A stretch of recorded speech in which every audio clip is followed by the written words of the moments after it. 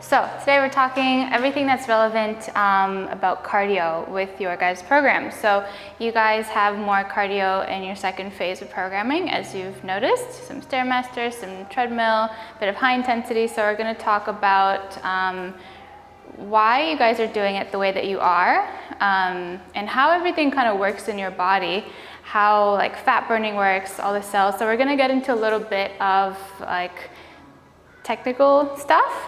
So feel free to interrupt me if anything just completely makes zero sense, and I'll do my best to explain it and break it down a little bit. So don't be shy, okay? To put your hands up or be like, hey Carina, what the hell is that, okay? So the two main, there's more types of cardio than this, but the two main ones that you guys are doing are HIIT and LISS. So high intensity interval training and low intensity steady state, right?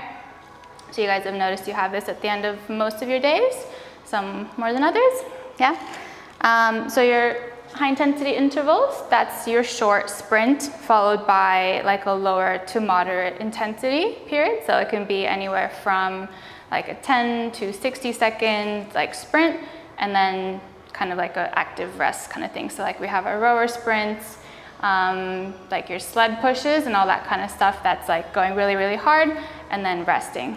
So LISS, low intensity, that's purely just low, moderate intensity. That's your treadmill, walks, going slow on a bike. I would put the Stairmaster somewhere in between, because you guys probably noticed you get a bit more of a sweat on when you're on that one. It's a little bit more high intensity, but it's not, it's kind of in between, I would say. More towards low intensity, but still a little bit higher than like, say, a slow treadmill walk. So there's a few things that come into play depending on what kind of cardio we're doing and how it affects our bodies. So the first, we're just gonna recap. So if you guys make like a little list like this and just do like a little chart like this and just add things on, I'm gonna mention certain benefits of both of them. We're gonna recap it at the end, but just write things down as we go too, just so you guys get the most out of it. So take this away for now. Forgot my little brush. So, lactate threshold.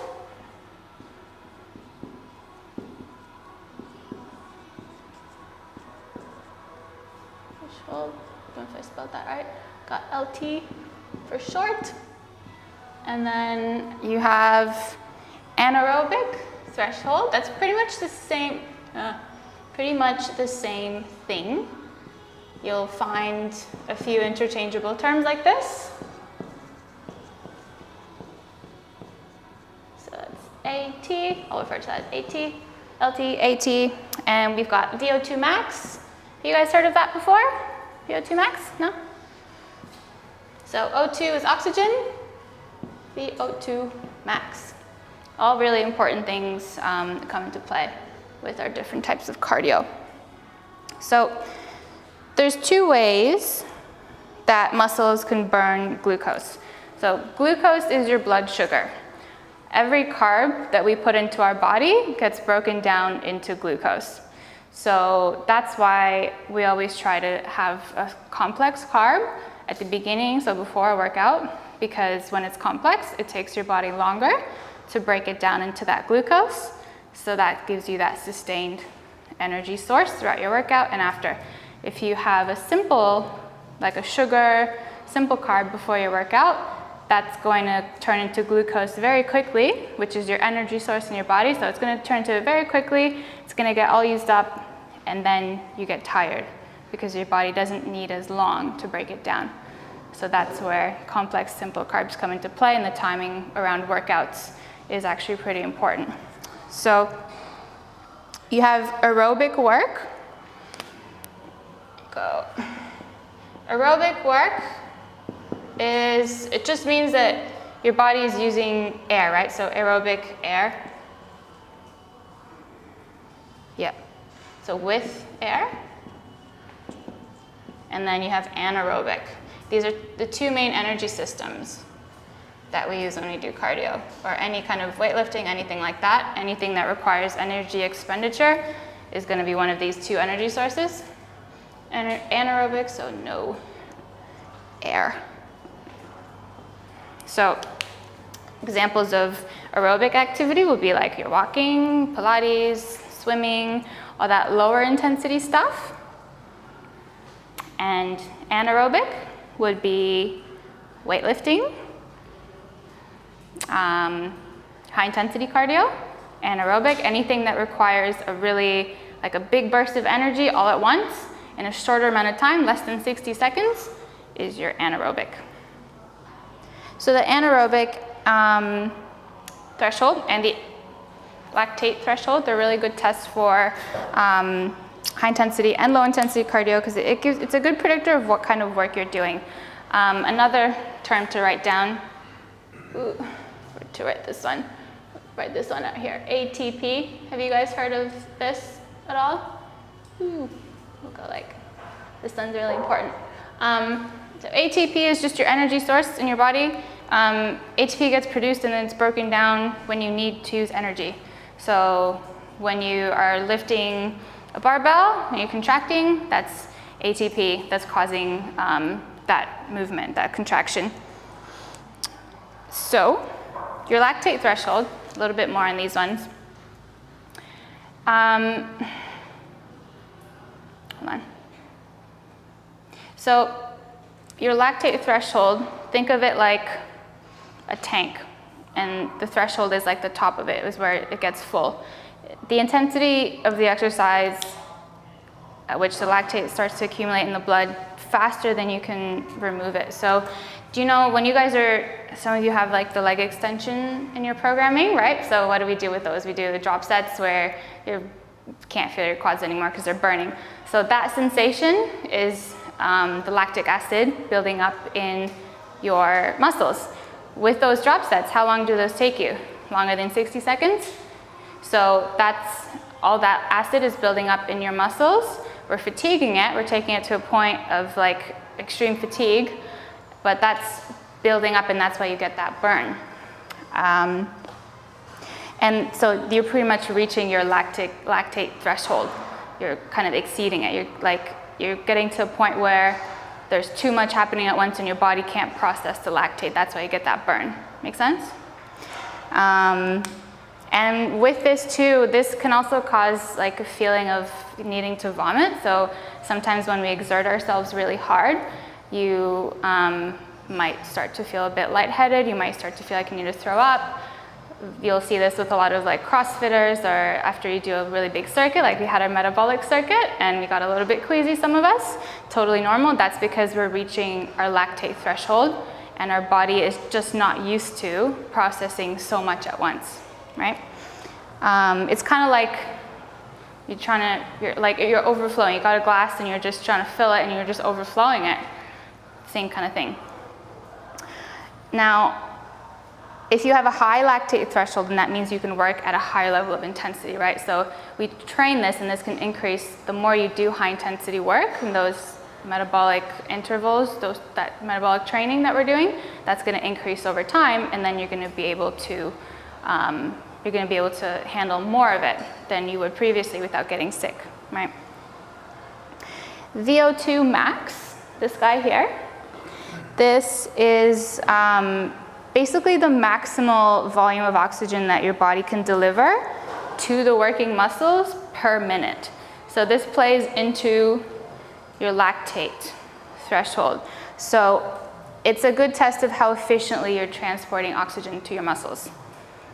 If you're not transporting it efficiently, that's where the lightheadedness comes in, right? So if, like, for someone that's unfit, say you might have like a lactic threshold or an anaerobic threshold, either of these, that's only maybe 50 to 60% of your maximal oxygen uptake. And then as you get fitter and fitter, like if you go into like athletic performance, like marathon runners, endurance athletes, they're gonna have like 70 to 80% of their oxygen uptake, so they can handle more. Does that make sense? Yeah? Cool. So Yeah, so why do we do cardio? We do cardio for a few different reasons, right? We want to burn fat. We want to increase our cardiovascular endurance. Some people like to train just for long distance running. There's different reasons for why we do it. For us, mostly we want to increase like our fitness and burn fat.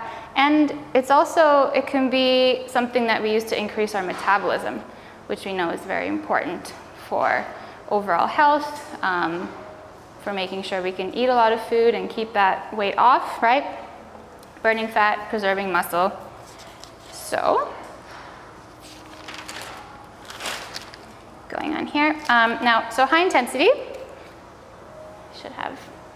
high intensity produces a bigger change in your exercise capacity. So it stimulates more of an increase in all of this stuff in your lactate threshold. It'll increase it. It's going to increase your VO2 max. That's all the benefits of high intensity cardio. So yeah, causes the body to make metabolic changes. So those high intensity aims to hit these and increase these. Low intensity always operates below these thresholds. That's why when you're just walking on a treadmill for a while, like you might get a little bit sweaty and you might get a little bit tired, but you're not going to get super like out of breath and puffed the way that you would when you're doing like a really intense circuit, right? So a simple test to see, like if you're doing something like the Stairmaster, which is a little bit in between, to see where you are, is can you hold a conversation while you're doing it? If you're having a hard time, then you're in this area, you're in the lactate threshold. So you're increasing your fitness levels really a lot more efficiently. Yeah, so pushes for greater improvements in metabolism, greater fat loss over time. So how do we change our metabolism? Let me write this one down. Because everything that we're doing with your food intake, you guys are not on chicken, vegetables, and broccoli and 1,000 calories to get awesome results that I can post and be like, look what I did. You guys are eating a good amount of food to put on muscle and burn fat and be healthy. So that's the whole aim of that, is to increase your metabolism. So how do we change?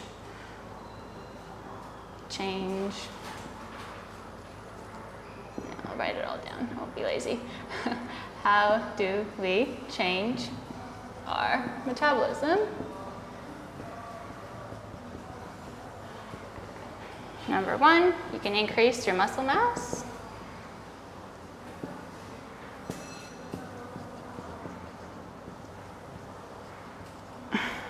And number two, you can increase the muscle's oxidative capacity, which is all that stuff we just talked about.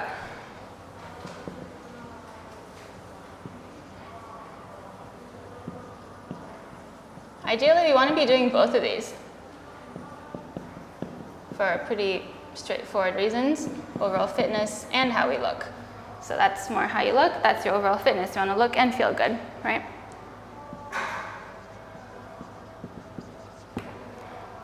Okay. So one more thing that's going to contribute to your oxidative capacity, we have mitochondria in our body. So the more mitochondria we have and the more active they are, the greater our oxidative capacity is for fat loss. So basically the mitochondria are just energy producing units. This is where the ATP, which is your energy source, when you're doing a bicep curl, a squat, anything like that, that's where that lives. So the more, when we're doing high intensity training, it's going to force your body, when you're pushing those limits, every time it's forcing your body to create more mitochondria. That's what increases your oxygen uptake, your oxidative capacity. Does that make sense? Sort of? And yeah, so it increases the capacity and the amount that you can produce. So therefore, more oxidative capacity equals greater fat loss. I'll write that down. Ooh.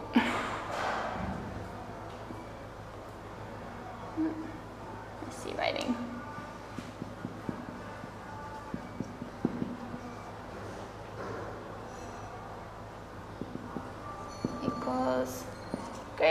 fat loss, and we all want that.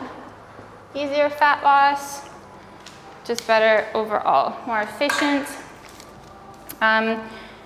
So in your charts where you guys have high intensity and low intensity, go back to those. Put down another benefit of high intensity is that it increases your testosterone levels. So that is good for males because more testosterone, the more muscle you have, and same thing with females. If we have a lot of estrogen and not enough testosterone, we're gonna have a very hard time putting on muscle. Obviously you don't want a crazy amount of it and become all manly and grow mustaches and stuff, but that won't happen naturally.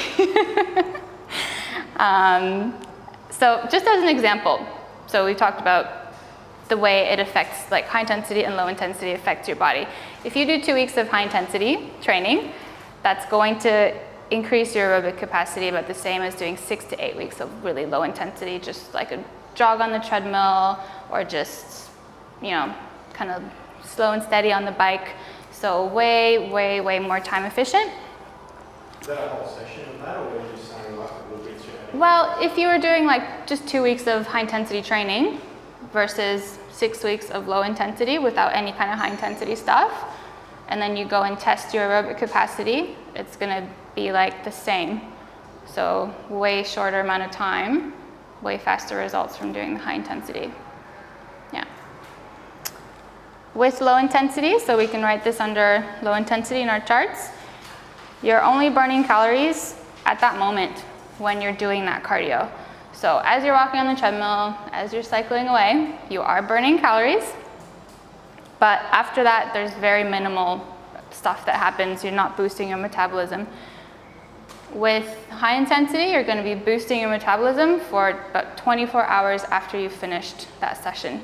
So much more effective. So even though it's going to be a shorter amount of time that you're exercising, so in that amount of time, you're obviously going to burn less calories. But the afterburn is so much greater that you're going to be burning more overall.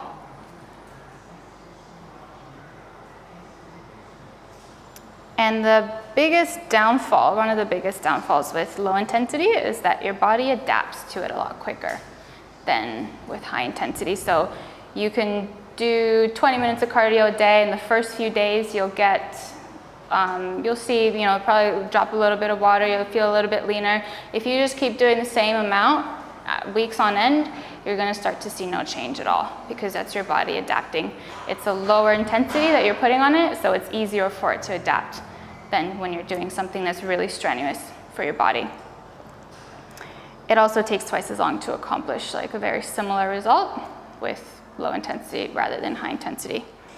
So you know you're doing high intensity stuff right if it's hurting, if it feels uncomfortable, like hopefully those metabolic training sessions are for you guys.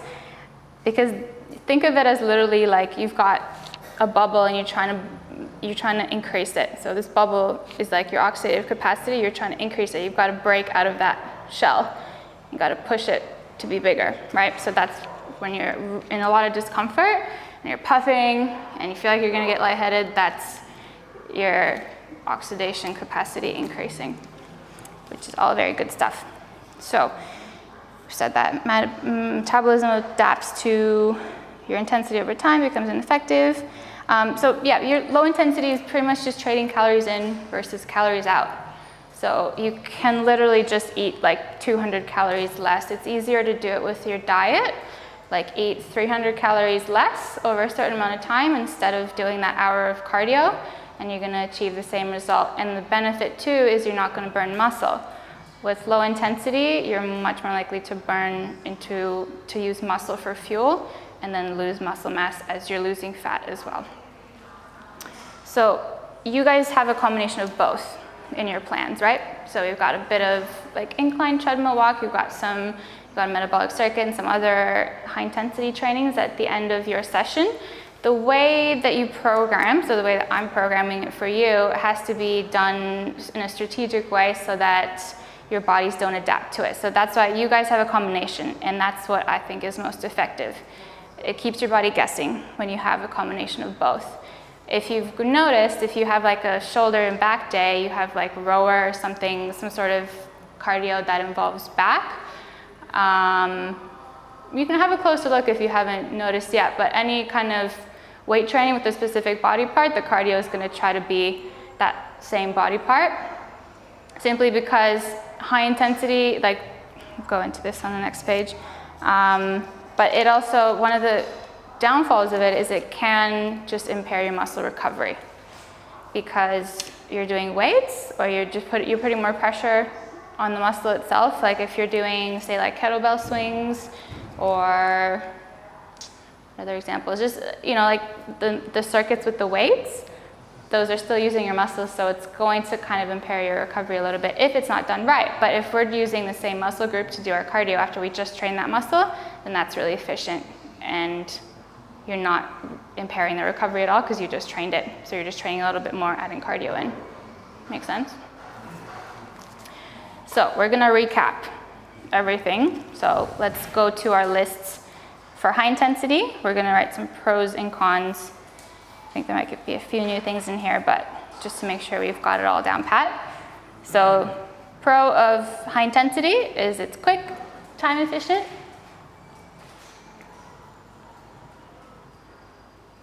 Which is a good thing for everyone. You burn lots of calories in a short period of time because it has a high afterburn.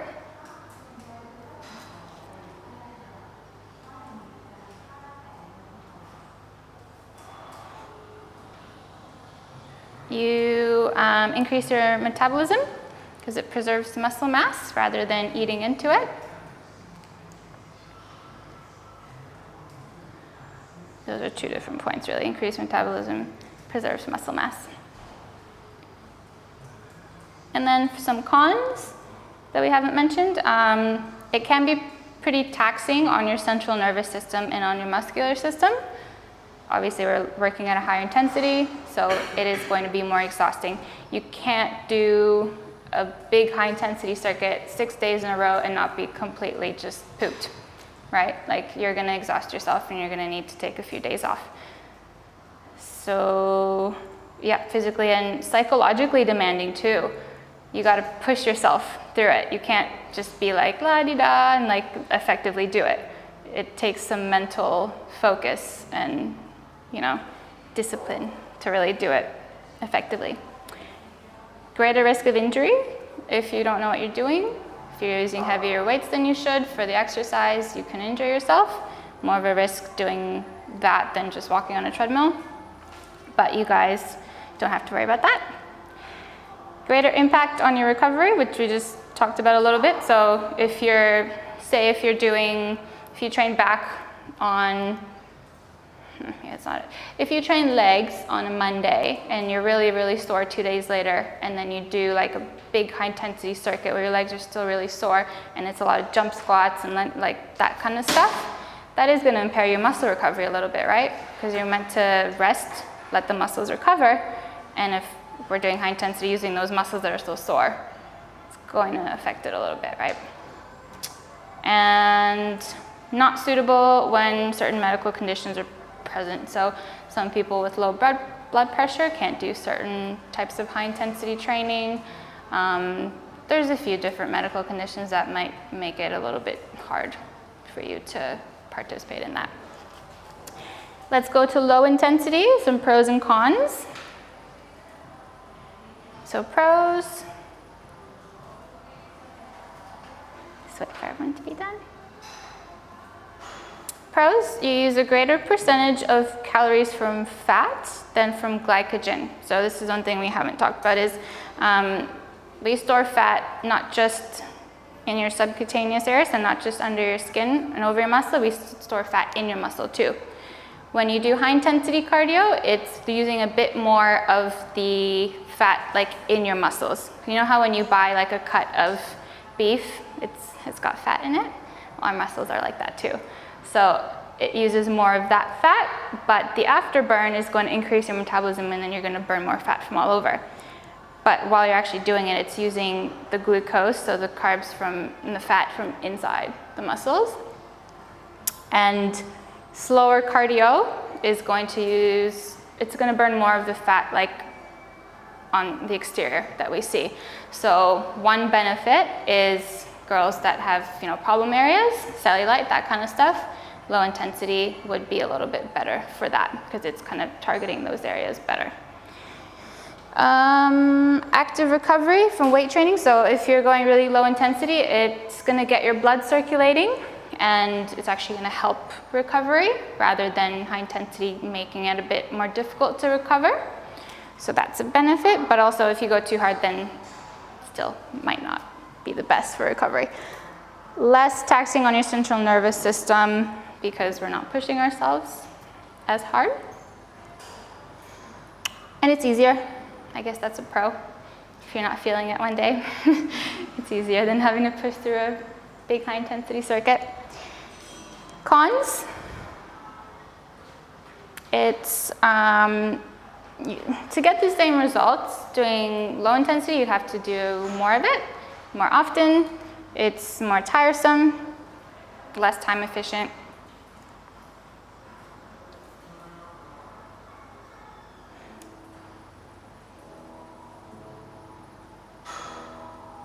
And like we said, there's less of a calorie burn, pretty much almost non-existent of an afterburn after low intensity. And your body adapts quickly. So it's going to, you're gonna have to effectively do more and more of it to get the same result. So for an example, in not this past prep, but my prep before that, I was starting off doing fasted cardio. We'll talk about fasted in a second. Start off doing like 25 minutes, 30 minutes, 40 minutes, 45 minutes. By a few weeks out, I was doing like 60 minutes of cardio 6 days a week to still continue to burn fat. So you can see how that would be just hard on your body to have to keep increasing that. And you can't just keep, how much are you gonna keep increasing it? Are you gonna do 2 hours of cardio every day? Like, no one wants to do that, right? And it reduces your metabolic benefits. It will actually slow down your metabolism because it's burning muscle. The less muscle mass we have, the less slower our metabolism is. So it has the opposite effect there, where high intensity preserves muscle, increases metabolism, low intensity burns muscle, and decreases your metabolism. So yeah, greater muscle protein breakdown. Definitely a big con for low intensity. Did we get through all that? Yeah, cool. And I'll just finish off by touching on fasted cardio. Have you guys heard much about fasted cardio? No? Anyone? Yeah? What have you heard about it? Just what some of my friends and things just go for a couple. Yeah. Have you heard, like, it's one of those controversial topics. Like some people just swear by it, other people say it's no good. I think there's a place for it, and I'll explain what the concept is behind it. So when you're in a fasted state, you're pretty much, all it means is that you're not using carbs for fuel. So you do it in the morning because your last meal before that was the night before, which is hopefully about 8 hours before, maybe only 5 or 6. But either way, it's a long enough time that your body has used up all the carbs that you've had in your past meal. So your next fuel source, so fuel sources, actually I'll write this down because this is important.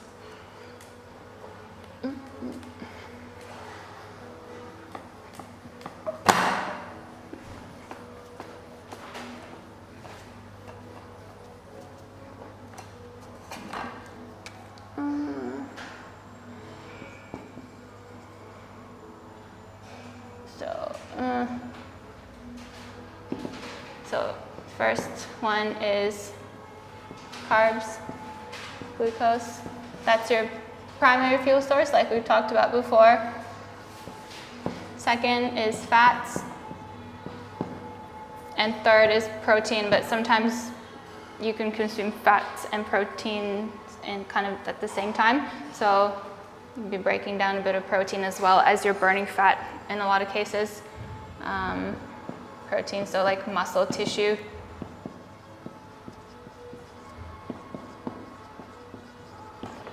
Right, so in a fasted state, carbs have already been used up because we've been sleeping. Your body still burns more calories when you sleep. More calories or less? Don't remember now. But anyways, carbs are gone. So the next fuel source is fats. And we use a little bit of protein too. So that's why people say fasted cardio is not the best, because you're kind of breaking into protein as a fuel source as well. That's why you take branched chain aminos, BCAAs, before you do fasted cardio. But arguably, when you have something sweet, so a lot of the time those will have like artificial sweeteners and things like that. When your body gets a taste of something sweet, it doesn't know if it's real sugar or not. It has the same response in your body of spiking your insulin, and then it thinks that it has carbs in your body. So it's kind of, when you spike your insulin, then you're not going to be using fat as a primary source. So you don't want to have anything sweet before you do fasted cardio, but then if you don't, then you could be breaking down protein, which we don't really want to do. So it depends how much you really want to lose fat. If you're doing a contest prep and you don't really care, then it's a good way to lose fat. But so that's in the case of the morning.